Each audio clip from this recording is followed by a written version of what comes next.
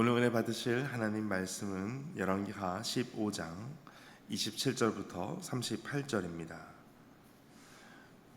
열왕기하 15장 27절부터 38절 말씀을 한 절씩 교독하시겠습니다. 27절 말씀 제가 먼저 읽겠습니다. 유다의 왕 아사랴 제52년에 르말라의 아들 베가가 이스라엘 왕이 되어 사마리아에서 20년간 다스리며 여호와 보시기에 악을 행하여 이스라엘을 범죄하게 한 느밧의 아들 여로보암의 죄에서 떠나지 아니하였더라.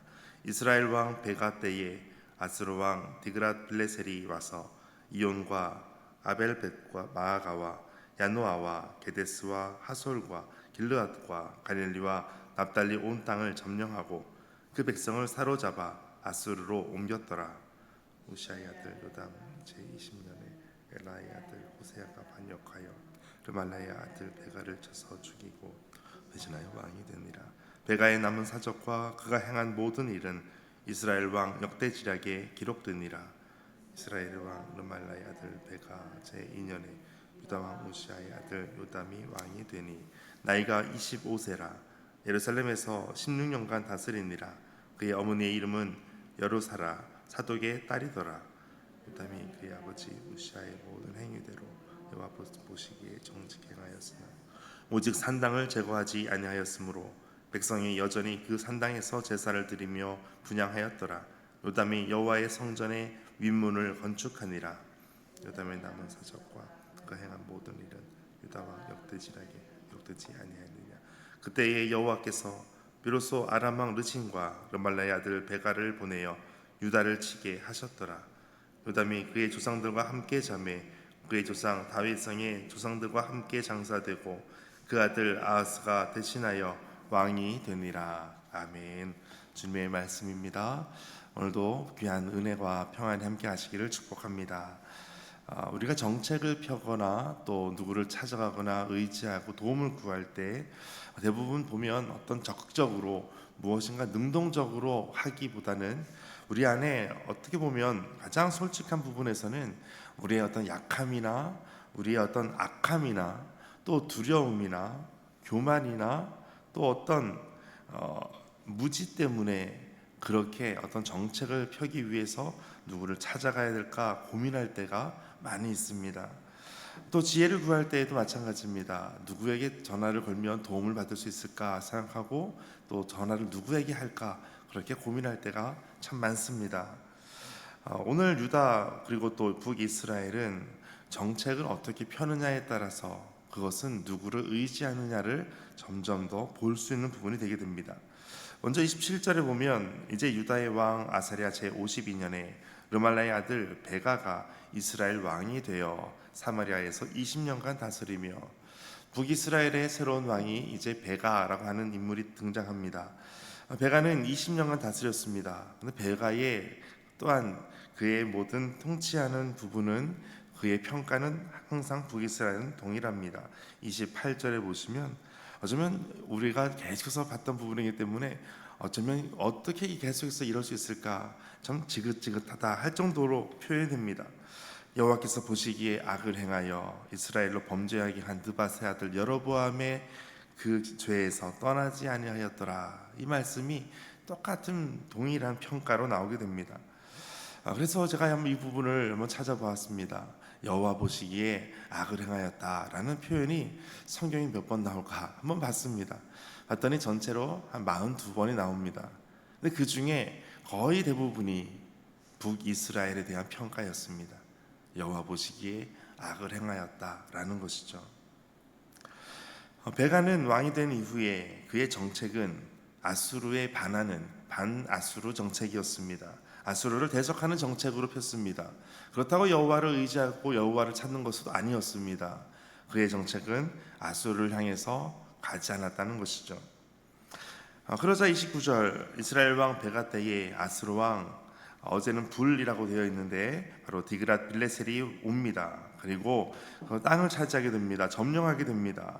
이온과 아벨벳 마아가와 야노아와 게데스와 하솔과 길르앗과 갈릴리와 납달리 온 땅을 점령하고 이 지명을 잘 보면 이스라엘 대부분의 땅이라고 볼 수가 있습니다. 많은 땅을 차지합니다. 그리고 중요한 것은 그 백성을 사로잡아 아수르로 옮겼더라라는 것입니다. 이때가 주전 733년 경입니다. 첫 번째로 유배를 당하는 부분입니다. 포로로 붙잡혀가는 것이죠.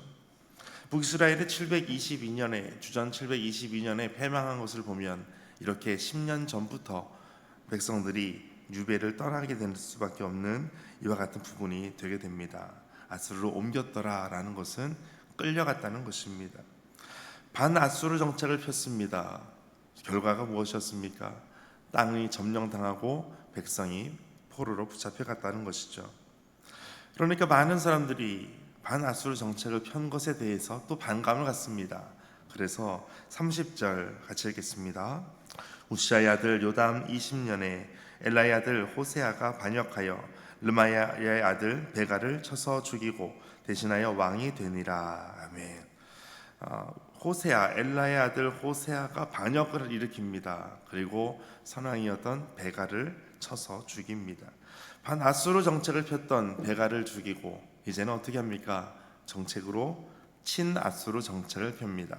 아수르에 대해서 이제는 더 가까이 가는 거죠. 누구를 더 가까이 하느냐라는 것이 그의 믿음의 모습일 수 있습니다. 오늘 우리가 더욱더 영적인 거장이 되기 위해서는 하나님께 더욱더 나아가는 것입니다. 예전에 고 하영정 목사님께서 그런 말씀하신 적이 있습니다. 영적 거장은 누구인가? 하나님을 더 사랑하는 사람이 거장이다 라는 표현을 하신 적이 있습니다.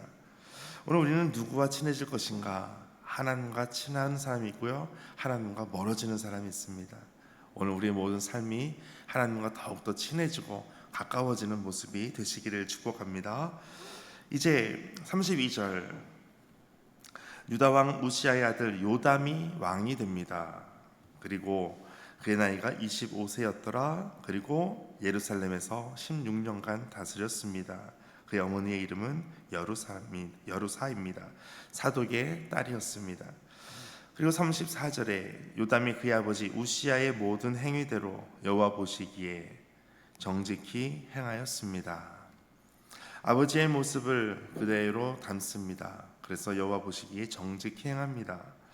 아버지 우시아는 나병으로 평생 죽는 날까지 그 병 때문에 환자가 되어 별궁에 거하게 됩니다. 이것은 여호와께서 치셨다라는 표현을 어제 우리가 15장 5절에 보면 말씀을 통해서 알 수가 있습니다. 어쩌면 요담이 왕이 되었을 때 아버지가 아직 살아계신 중이기 때문에 섭정을 시작하고 아버지의 모습을 잘 보고 또 아버지의 모습을 따라서 여호와께서 보시기에 정직히 행하였다라는 것은 자연스러운 것이고 어쩌면 조심하였을 것입니다. 그런데 문제는 아버지하고 똑같이 35절에 있었습니다. 오직 산당을 제거하지 아니하였으므로 백성이 여전히 그 산당에서 제사드리고 분향하였다는 것입니다. 오직 산당을 제거하지 않았다라는 것이죠. 어떻게 보면 좀 더 다음 세대는 더 나은 세대가 되어야 되는데 아버지 세대와 달라진 것이 거의 없었습니다. 우리가 가끔 우리 교육을 우리 한국에서 더욱더 열을 갖고 힘쓰는 것은 부모 세대 때 힘들고 어려웠기 때문에 자식 세대 때는, 자녀 세대에는 이런 고통, 이런 고난을 또 이런 가난을 겪지 않기 위해서 애를 씁니다. 어쩌면 우리가 하나님 앞에서도 마찬가지입니다. 우리 세대에 먼저 하나님 믿는 것이 한 요 정도 분량이었다면 다음 세대는 더 크게 더 많이 하나님을 찾고 하나님을 예배하는 세대가 되도록 노력해야 되는 것입니다. 그래서 성경도 과외도 하고 하나님 말씀을 알기 위해서 같이 기도도 하고 기도도 가르쳐 주기도 하고 말씀을 내가 듣고 배워서 가르쳐 주기도 하고 그런 일들이 계속해서 일어나야 된다는 것이죠. 오늘 요담은 여호와 보시기에 정직히 행하였습니다. 그러나 산당을 제거하지 않았습니다. 그가 의지했던 것은 무엇이었습니까? 마지막 그의 업적이라고 되는 것이 35절 마지막에 이렇게 표현합니다. 요담이 여호와의 성전의 윗문을 건축하니라. 아멘.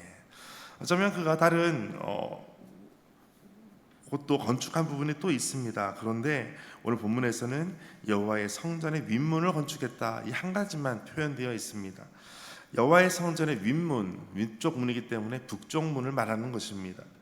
성전의 북쪽문은 이것은 목적이 대적의 침공을 방어하기 위해서 만든 문입니다. 그런데 이것을 건축했다라는 것은 하나님을 의지하는 여호와의 성전의 핵심이지만 그 윗문은 그 대적을 막기 위해서 자신의 애쓰는 노력을 했다라는 것으로 또 볼 수가 있습니다. 요담은 이와 같이 그의 모든 사적들이 역대지략에 기록이 됩니다. 그리고 여호와께 보시기 정직 행하였지만 뒤에 그 말씀 때문에 결국 하나님을 의지하는 것 때문에 역대하 27장 2절에서는 백성은 오히려 사악을 행하였더라, 이것을 그대로 보여주고 있습니다. 산당으로 인한 이와 같은 모습들이 이어지게 되었습니다. 이 결과로 37절 하나님께서 치시게 됩니다. 37절 같이 읽겠습니다. 그때에 여호와께서 비로소 아람 왕 르신과 르말라의 아들 베가를 보내어 유다를 치게 하셨더라. 아멘. 여호와께서 유다를 치게 하셨다라는 것입니다.